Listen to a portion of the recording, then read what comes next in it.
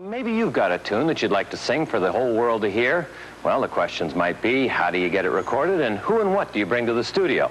Answers to those questions are coming right up. On late night TV. Chicagoans, more than anyone else, know this tune. The push and the shove, doing the curly shuffle. Hey, Mo, hey, Mo. But you probably don't know that it was recorded here, Acme Recording Studio on the North Side. Curly shuffle, like a lot of songs that eventually catch the attention of the public, started out as being a tune that Jump in the Saddle did that received great response live. They saw that, well, we should go in and record this. There's a real good reason to make a record. And they were right. It reached number 15 on the national charts, and Mike Rasfeld co-produced the song. Now, I gotta admit that I love singing like everybody else, so I had this question. Can anybody make a record? You can walk in off the street, and it can be anything from a singer-songwriter to a 30-piece big band or a high school choir. And we can, we're real good at bringing out the best in that, getting that sound on tape. Seems easy enough, but even the simplest sound in a recording studio is processed by an assortment of sophisticated devices. Take sounds a person makes and compress them and equalize them and expand them and de-ess them and do all kinds of things that signal. But eventually it ends up on a stereo tape from which you make a record. You know, it's funny, I just happened to have a song with me, and I wondered if maybe I could make a record here, too. I need to do that to set this up right. And before I could say Acme, I was in the studio. Now, here's how it works. If you don't have a full band with you, but you want the song to sound like you do, you lay down individual voices and instruments on separate tracks. In other words, each musician lays down his own element of the song on his own track on the tape so that it can be electronically fine-tuned. You know, like adding bass or echo. Then it's all put together at the final stage, called a mixing session. Mike, Todd Colburn, and Craig O'Donnell doubled as sound engineers and as musicians, which made things very convenient. You know, like almost like a shuffle waltz.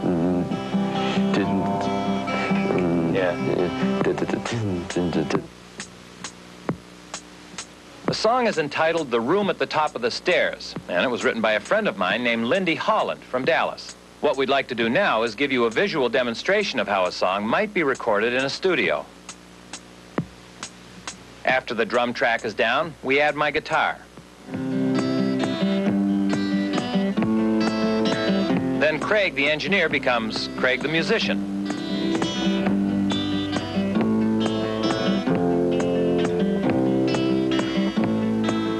There's a rundown hotel in the center of town. It's standing vacant and bare. It's so much easier in the shower. Mike also happens to be an award-winning whistler. Todd adds his sweet country licks. Like a dream long ago. And for a finishing touch, I harmonize with me. At the top of the stairs, like a dream long ago. In my mind, I still go to the room at the top of the stairs.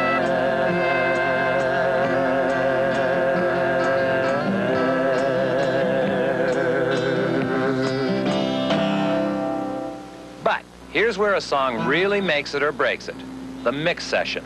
Better make that guitar sound good. It's expensive. After all the so-called sweetening and tweaking, or in other words, fine-tuning, at the end, it's just a tape on a reel. Well, here it is, the final product. And the question is, after all of that hard work, what do I do with this thing? Might as well take it right to the top. In this case, the top is US 99, one of Chicago's popular country stations, where we asked music director Nikki Courtney to have a listen and give us her opinion on our handiwork. There's a rundown hotel in the center of town. It's standing. Even though we did this whole thing for fun, you still get kind of nervous with a critic sitting and listening. Go to the room at the top of the stairs.